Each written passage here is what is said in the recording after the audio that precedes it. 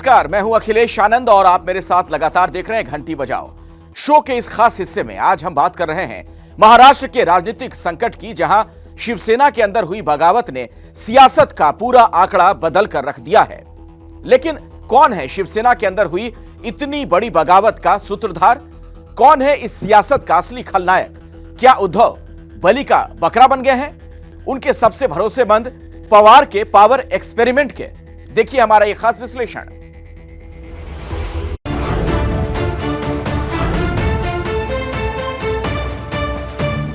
मी या क्षणाला मुख्यमंत्री पद सोडायला तयार आहे आणि हे माझं नाटक नाही।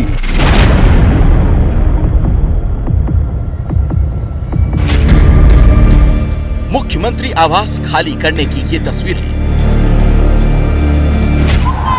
मुंबई के वर्षा से मातोश्री तक शिव सैनिकों का ये जमघट।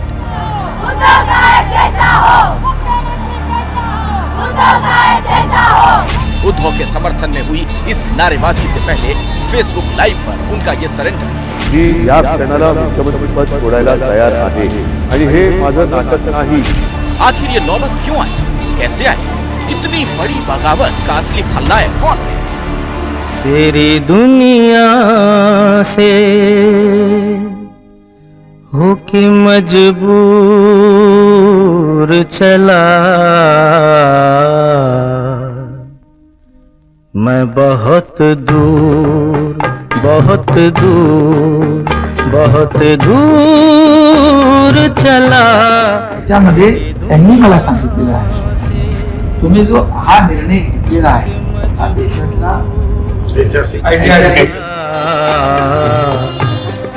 मैं बहुत दूर बहुत दूर बहुत दूर चला। उद्धव ठाकरे आरोप शिव सैनिकों से दूर रहने का। आदित्य ठाकरे आरोप मंत्रियों के काम में दखल देने का। अजीत पवार आरोप शिवसेना मंत्रियों से सौतेले व्यवहार का। शरद पवार आरोप सत्ता की चाबी अपने पास रखने का।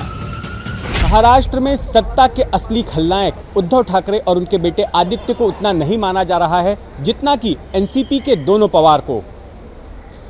जिन लोगों ने बगावत की है उनका मानना है कि उद्धव ठाकरे सिर्फ कहने भर के लिए ही मुख्यमंत्री थे, जबकि सत्ता की असली कमान तो शरद पवार और उनके भतीजे अजीत पवार के हाथ थी। और ऐसा मंत्रालयों के बंटवारे के वक्त भी नजर आया जब तमाम मलाईदार मंत्रालय एनसीपी के खाते में गए। महाराष्ट्र मंत्रिमंडल में जहां शिवसेना और कांग्रेस के पास 10-10 मंत्रालय हैं, वहीं एनसीपी के पास 11 मंत्रालय मौजूद हैं। इनमें से सबसे ज्यादा ताकतवर मंत्रालय भी एनसीपी के पास ही है, जिनमें शामिल है गृह मंत्रालय, वित्त मंत्रालय, योजना मंत्रालय, स्वास्थ्य मंत्रालय, ग्रामीण विकास मंत्रालय, श्रम मंत्रालय। मंत्रालयों के इस बंटवारे की वजह से शिव सैनिक मंत्रियों का ही नहीं बल्कि अब सत्ता में शामिल कांग्रेस भी आरोप लगा रही है कि सरकार के अंदर एनसीपी की दखल सबसे ज्यादा थी और वो कांग्रेस को सबसे ज्यादा परेशान किया करते थे। एनसीपी का सवाल था कि जो फाइनेंस मिनिस्टर थे, जिसके बारे में शिवसेना का भी एमएलए ने इस बात का मुद्दा उठाया कि अजित पवार हमें बहुत तकलीफ देते थे, वही बात हमारे भी सामने आती थी। और हमारे मंत्री जो थे, मंत्री के डिपार्टमेंट में पैसे नहीं देना, उनको तकलीफ देना, इसी तरह का काम होता था। और उसके बारे में हम स्पष्ट कहते थे कि ये ऐसा नहीं चलेगा। आखिरी राज्य की जनता के लिए ये सरकार बनाई है, कोई ग्रुप के लिए नहीं बनी है। शिवसेना के मंत्री और विधायकों का आरोप है कि उद्धव उनसे मिलते नहीं थे, जबकि कांग्रेस और एनसीपी के लिए उनके दरवाजे हरदम खुले रहते थे। कई विधायकों ने पहले भी एनसीपी की मनमानी को लेकर शिकायतें की थी, लेकिन सीएम ठाकरे ने ध्यान नहीं दिया। कब से सब विधायक बोल रहे हैं कि आप एनसीपी और कांग्रेस का साथ छोड़िए। वो साथ छोड़ने के बगैर उन्होंने तो अपने विधायकों को ही साथ छोड़ना पसंद किया। इससे मुझे लगता है क्योंकि ultimately you will have to make a choice when the elected people are telling you that NCP and Congress are trying to promote the people who were defeated by the people in the election. They want to promote them, and instead of giving funds to the constituencies, they are neglecting them. पिछले काफी वक्त से शिवसेना विधायक आरोप लगा रहे थे कि जहां अजीत पवार मुख्यमंत्री की भूमिका निभाते थे, वहीं संजय राउत पार्टी प्रमुख की। दोनों नेताओं के सामने विधायकों की कोई मांग सुनी नहीं जाती थी। इन सब वजहों के बाद भी एनसीपी का रुख अभी भी नरम नहीं पड़ा है। एनसीपी अभी भी ये मानकर चल रही है कि उसने ही उद्धव को मुख्यमंत्री बनाया। चीफ मिनिस्ट्रियल पोस्ट हमारे महाविकास आघाड़ी में we have given it to Shivsena, so it is up to Shivsena and their internal decision who will remain as chief minister. NCP नेता जयंत पाटिल के इस रुख पर महाराष्ट्र में विपक्ष के तौर पर मौजूद बीजेपी तंज कस रही है। बिना बहुमत सिद्ध किए कोई सरकार न बनती है और जब तक बहुमत साबित नहीं करेगी तब तक कोई सरकार सत्ता में नहीं रह सकती। वो तो चीज़ें फ्लोर टेस्ट में ही होंगी और स्वाभाविक रूप से वो महाराष्ट्र की विधानसभा में ही इसका परीक्षण हो सकेगा। इतनी बड़ी बगावत की असली वजह बनी एनसीपी अब भी पूरी सियासत को अपने पक्ष में करने की कोशिश में लगी हुई है। इतनी बड़ी क्राइसिस होने के बावजूद राज्य के गृह मंत्री मुख्यमंत्री उद्धव से नहीं बल्कि अपने पार्टी प्रमुख शरद पवार से मिलते जाते दिखाई दिए।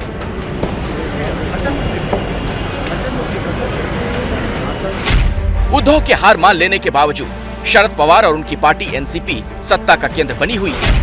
क्या अजीत पवार, क्या शरद पवार, क्या उनकी बेटी सुप्रिया सुले महाराष्ट्र की राजनीति में इस वक्त शिवसेना के अलावा कहीं हलचल है तो वो एनसीपी ही है।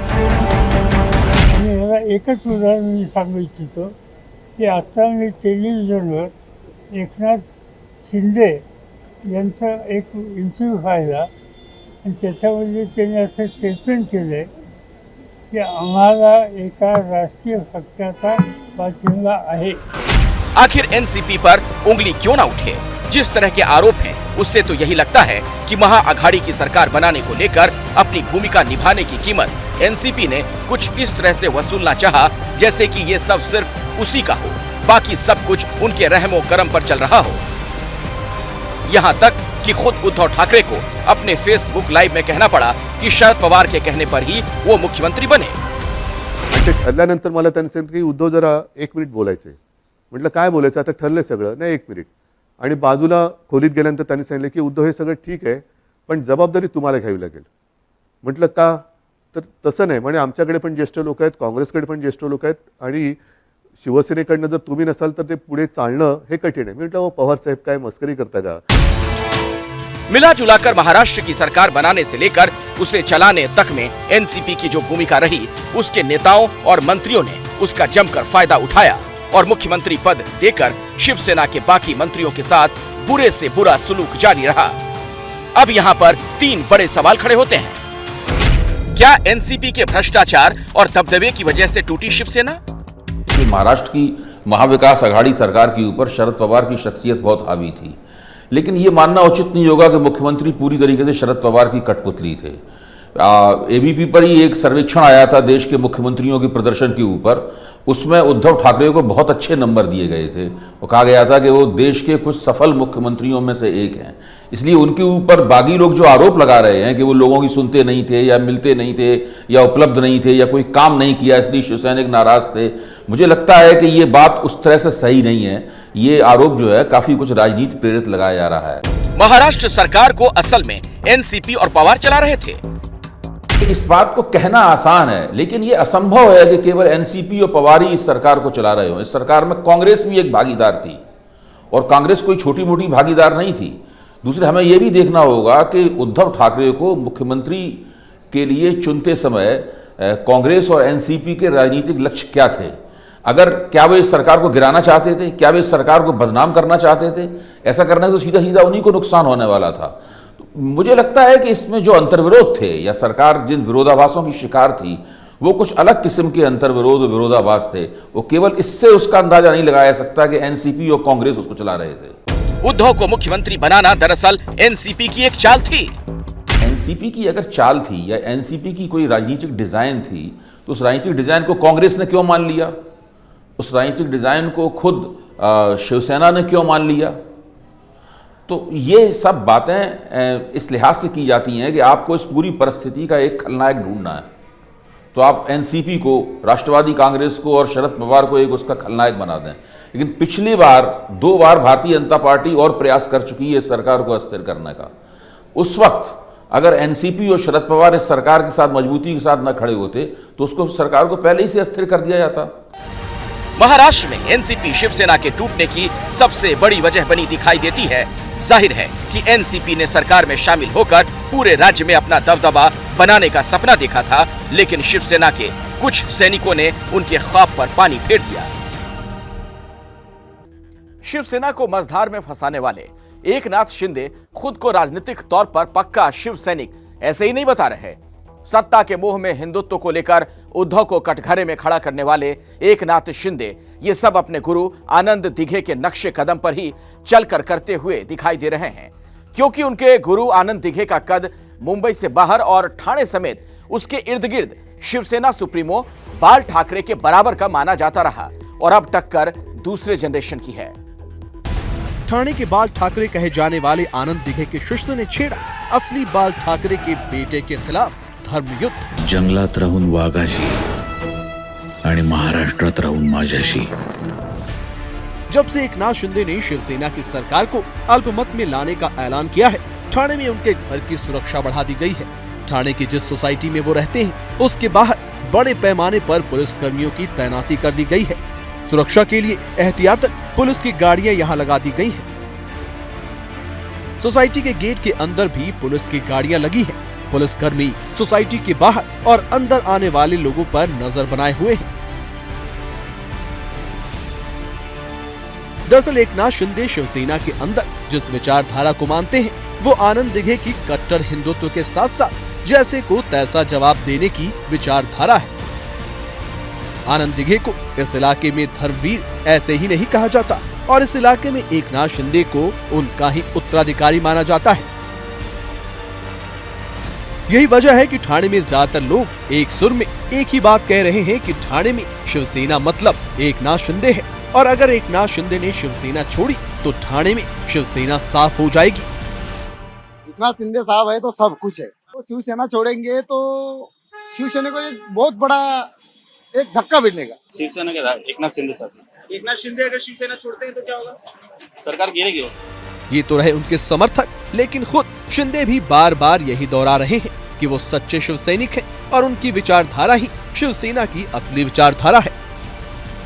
जो शिवसेना के एमएलए हैं आज यहाँ मौजूद है और बाला साहब की जो हिंदुत्व की बात है उसे हम लोग आगे जाएंगे। एकनाथ शिंदे ने जिस तरह शिवसेना के खिलाफ हिंदुत्व के नाम का धर्मयुद्ध छेड़ा है उसकी पटकथा उनके गुरु रहे शिव सैनिक आनंद दिघे की कट्टरवादी विचारधारा के तहत ही है और इससे निपट पाने का रास्ता उद्धव के लिए बहुत मुश्किल दिखाई दे रहा है।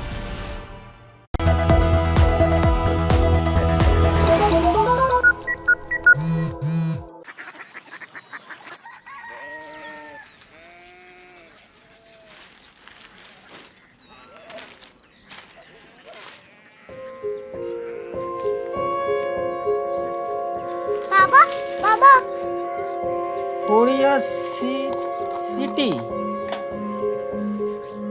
जानी ना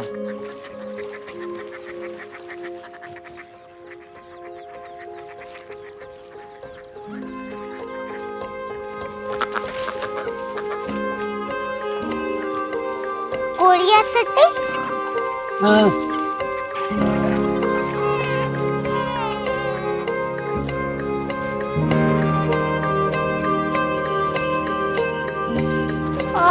कोरिया सिटी कहाँ पे है? शहर अंग्रेजी लगे हैं।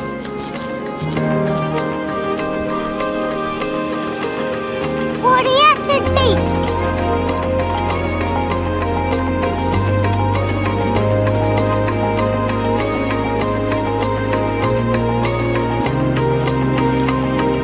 वो बहुत दूर है।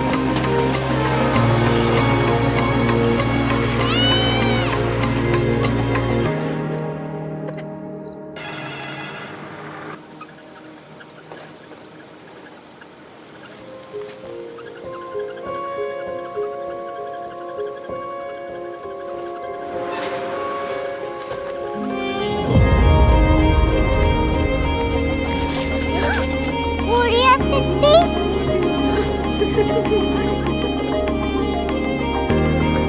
दुनिया कुछ लोग बड़े होते हैं। कोरिया सिटी कहाँ है? प्रोफेसर साहब को पता होगा। हो, ये छोटा वाला ग्लोब लगता है और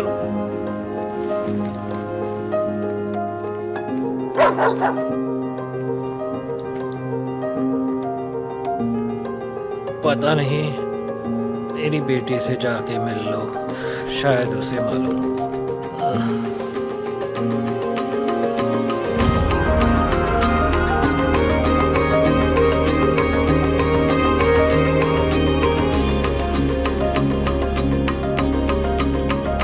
हाय, बाबा ने भेजा है। Come here. Korea city. Korea city नहीं, क्यूरियोसिटी। वो क्या? That's what brought you here? जो तुम्हें यहाँ तक ले आया। क्यूरियोसिटी।